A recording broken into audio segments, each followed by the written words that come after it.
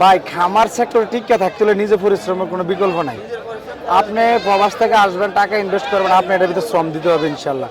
এই যে আপনি করস বিটের বাচ্চাটা কিনছেন আপনি নিজের খামারের জন্য, রেড ফিজিয়াম, ওই বাচ্চাটা দেখবেন বছর শেষে 250 বা 220-30 বাচ্চা হবে।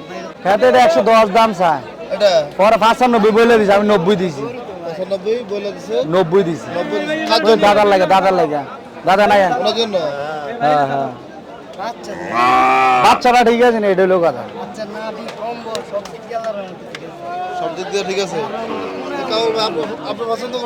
বাচ্চাটা ভাই লাগে পছন্দ করছে, বাচ্চা কিন্তু ঠিক আছে মোটামুটি।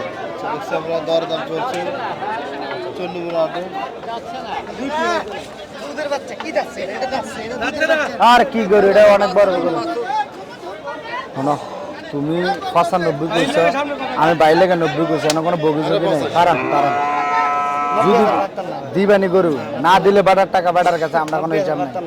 কথা কিতা কইছে বুঝছো না, নিত না। যদি 90,000 দিছি, ধরো ধরো টাকাটা ধরো আর 85 দিয়ে দিব। দাও ভাইয়া, ভিডিওটা চলতে লাগে, দাও দাদার লাগে কেন বগিযোগী নাই, তাই আমি গরু বেলা এই দাদা লাগে করে দাও। না দাদা 1,000 দেন, দেন 1,000 দেন, দেন না দিত না রে, টানাটানি করেন না, দিত না। যেটা সেটা যদি ভালো লাগে দেয় না, ভাড়াবাড়ির দরকার নাই। বৃষ্টি আইতেছে, সজীব ভাইয়া নাই যখন আমরা আসলে বাইরে লাগে, আমরা কিন্তু 85 বলছিলাম, পরে 90 দিছি তোমারে।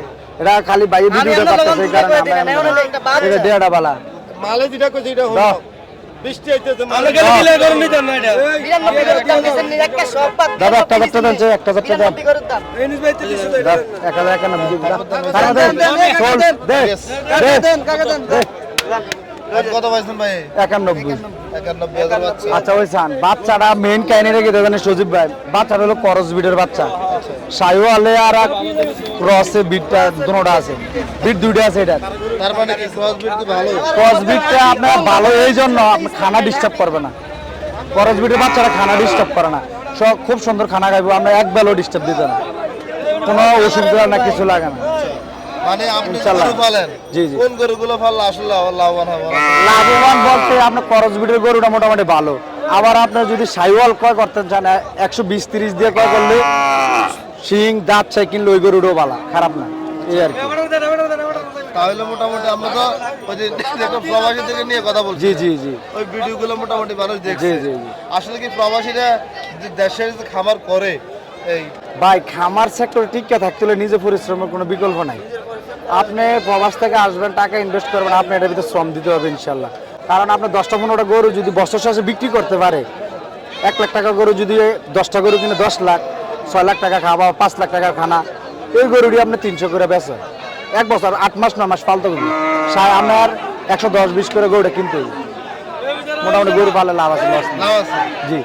এই যে আপনার করস বিটের বাচ্চাটা কিনছেন আপনি নিজের খামারের জন্য, রেড ফিজিয়াম, ওই বাচ্চাটা দেখবেন বছর শেষে 250 বা 220-30 বাচ্চা হবে।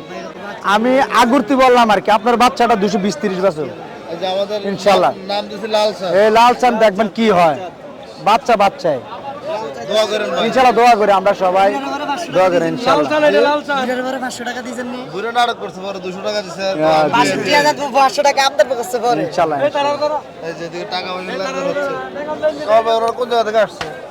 আমাদের এই পারতুলি আর কি, কালীর বাজার, পারতুলি মানে ওনারা হচ্ছে ফার উপরে ফার নিচে। হ্যাঁ জি, যে সান মানে ফিল্ড আছে না, জি জি, এই ফিল্ডের সাথে ওনার দাদার বাড়ি। আচ্ছা ঠিক আছে ভাই, ধন্যবাদ, আসসালামু আলাইকুম। বাসুরটা সবারে দেখাই দিবেন, এইসব বাসুর পাললে টাকা টাকা মান নাই ভাই, আমদারে দেই না, আমদারাই তো 10 ক্যারেট একটু কম নাই, 10 ক্যারেট 22 ক্যারেট। ইনশাআল্লাহ সজীব ভাই ভালো থাকবেন, ঠিক আছে ভাই, আসসালামু আলাইকুম। আধুনিক কৃষি চিত্রের পাশে থাকবেন, আমাদের বাজার নিত্য নতুন খবর পাবেন ইনশাআল্লাহ। ভাইকে সাপোর্ট করুন মন থেকে সবাই, আমরা মন থেকে ভালোবাসি ওনাদেরকে ইনশাআল্লাহ।